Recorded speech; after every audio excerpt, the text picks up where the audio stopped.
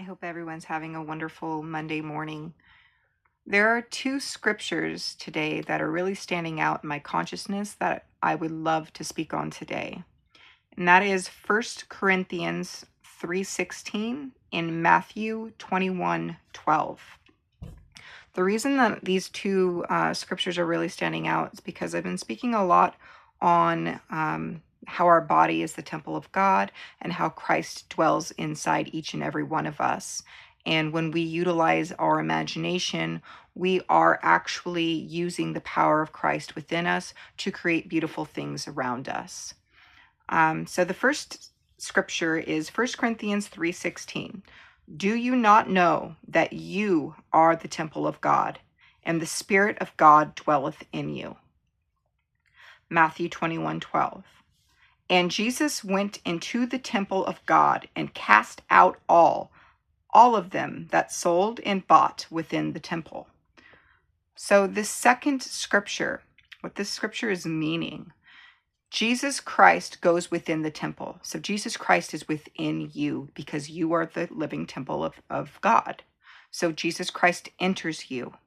And anything within your state of consciousness, your mind, which is buying or selling, trading within the temple, what this means is any thought that God is outside of you, because anything that you sell or buy, this is an external event going on. So this is believing that God is something separate from you, that Christ is something separate from you on the outside of you. It is casting out all those thoughts and all of those beliefs that something is outside of you that is God, because you are the living temple of God. So for you to sell and buy within the temple of God is believing that it is something separate from you. That is what it is actually meaning when Jesus goes in the temple and is casting out all those who buy and sell within the temple of God. These two scriptures alone it doesn't get any more clear. Do you not know that you are the temple of God? If you're the temple of God, of the living God, that means God exists within you. You are that temple. It means Jesus Christ dwells within you. That is your imagination. And every time that you utilize it and you bring power to your universe and you create these things, these experiences, it is coming from the power of Christ within you. So it is not this Christ outside of you that you are to worship. It is not this God outside of you that you are to beg for these things to come in. You're to be one with your Father and to truly understand and have ears to hear the scriptures, because you are the living temple of God. Really start understanding these scriptures instead of seeing it from a point of view that's been taught by man. Really go in yourself and question these scriptures.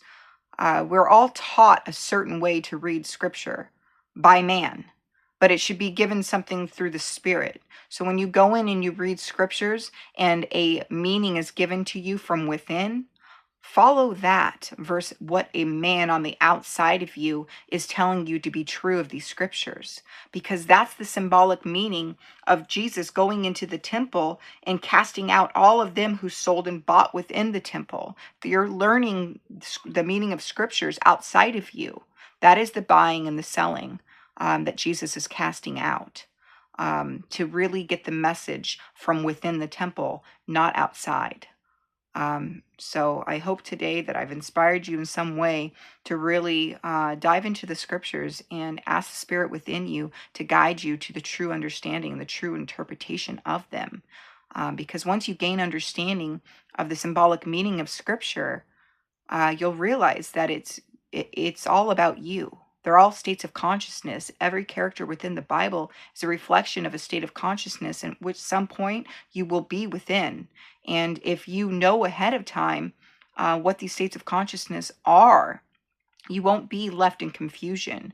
You'll go through your world with certainty and authority, creating heaven here on earth and uniting everyone into the embodiment of love, the true identity of who we all are. We make up one being. There's one Father and there's one God, and we make up that whole of that being.